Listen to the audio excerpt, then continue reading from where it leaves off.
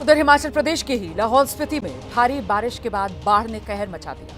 बाढ़ की वजह से मनाली को लेह और शिंकुला से जोड़ने वाले रास्ते बंद कर दिए गए हैं। इससे लोगों को काफी दिक्कतों का सामना करना पड़ रहा है। वहीं जिंगजिंगबार और शिंकुला के पास नालों में बाढ़ आ गई है। कई पर्यटक बताया जा रहा है इन हिस्सों में फंस गए। इस बीच एक घायल शख्स को अस्पताल पहुंचाने के लिए लोगों ने अपनी जान को जोखिम में डाल दिया, जिसका वीडियो भी सामने आया।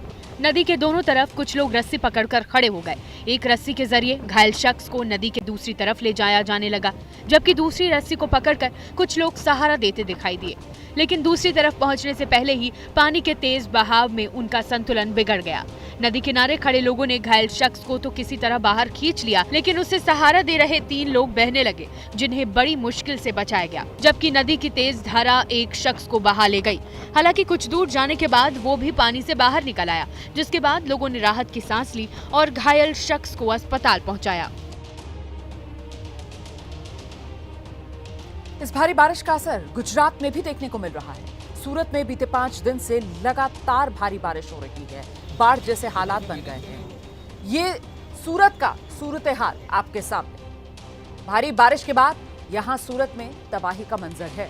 तस्वीरें आप देखिए कैसे जल कर्फ्यू सूरत में लगा हुआ नजर आ रहा है। सड़कों पर पानी भरा हुआ है, लबालब पानी।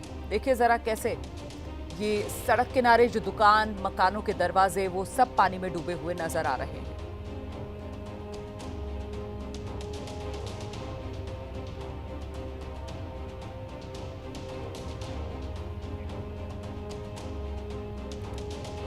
और गुजरात के नवसारी से तस्वीरें सामने आ रही हैं। भारी बारिश के बाद नवसारी में मंदिर सैलाब की चपेट में आ गया है। बारिश से हालात कितने खराब हैं उसका अंदाजा आप इन तस्वीरों से लगा सकते हैं। दिवाले तक उफनती नदी में समा रहे हैं और इससे आप अंदाजा लगा सकते हैं कैसे हालात बद से बदतर होते हुए। हर तरफ सिर्फ और सिर्फ पानी।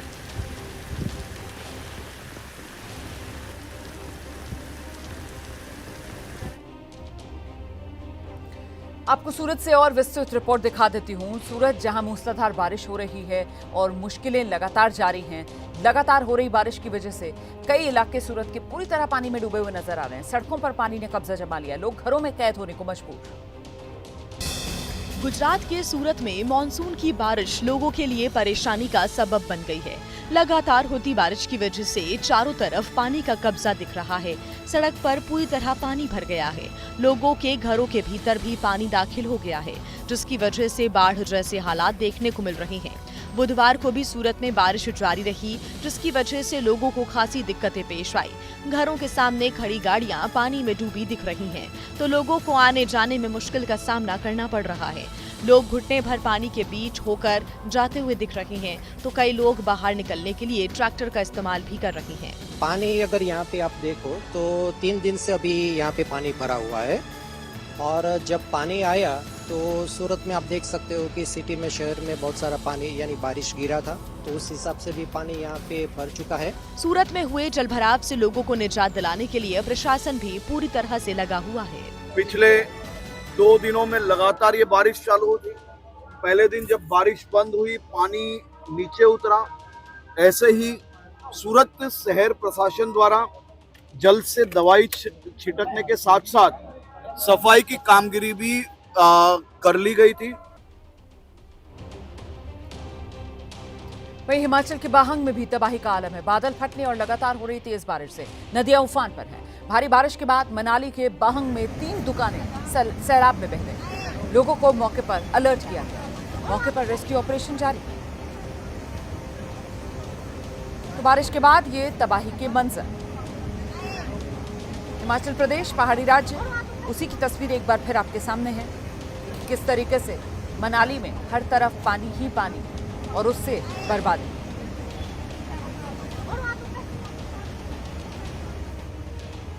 जरा जम्मू कश्मीर के राजौरी का हाल भी देख लीजिए आप। यहां भी लगातार बारिश हो रही है और इसकी वजह से हालात बेहद खराब हैं। देखिए कैसे सड़कों पर फिसलन इस बारिश और पानी की वजह से, और इसी फिसलन की वजह से कई हादसे भी उनका खतरा बना हुआ है। लोगों के घरों तक में पानी पहुंच रहा है और मलबे वाला पानी, क्योंकि भूस्खलन हो रहा है। पहाड़ों से पानी के साथ मलबा बहकर आ रहा है और वो लोगों के घर में तहस नहस कर रहा है।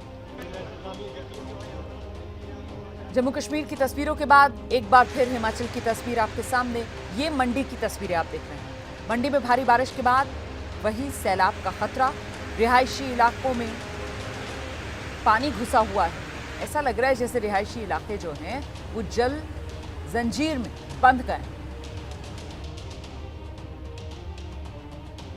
तो ये ब्यास नदी आप देख रहे हैं कैसे उफान पर है।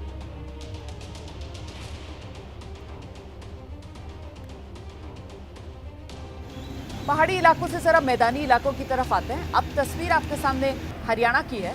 उत्तर भारत की बात करें तो हरियाणा के अंबाला में लगातार बारिश का सिलसिला जारी है। यहाँ बारिश से रिहायशी इलाकों में हालात बेहद खराब हो गए। जगह जगह जल भराव, देखिए कैसे सड़कों पर पानी लबालब है। और ये हाईवेज हैं,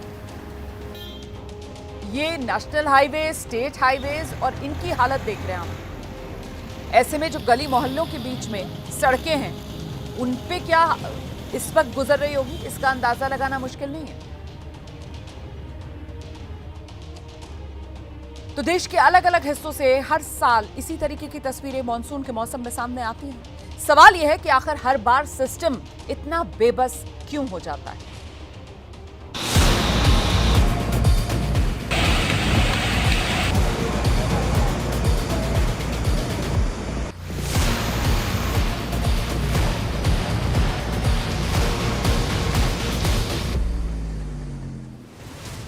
पहाड़ से मैदान तक भारी बारिश ने तबाही मचा रखी है। सिर्फ पहाड़ी इलाके ही नहीं बल्कि मैदान और शहरों में भी सैलाब की मार है। सूरत और नासिक की तस्वीरें देश देख रहा है। इससे पहले मुंबई और दिल्ली जैसे देश के बड़े शहरों का भी यही हाल था। भारी बारिश के बाद ये शहर बाढ़ में डूबे थे। आप कहेंगे कि इसमें नया क्या है? हर बार दिल्ली, मुंबई, गुजरात जैसे राज्यों और बड़े बड़े शहरों में मॉनसून के दौरान ऐसे ही दृश्य दिखते हैं। सही बात है, बदला तो कुछ नहीं है, लेकिन सवाल ये है कि आखिर क्यों हम अपने शहरों को हर बार बाढ़ में डूबने से बचा नहीं पाते? अलग अलग रिपोर्ट्स और टाउन प्लानर्स इसकी जो वजह मानते हैं।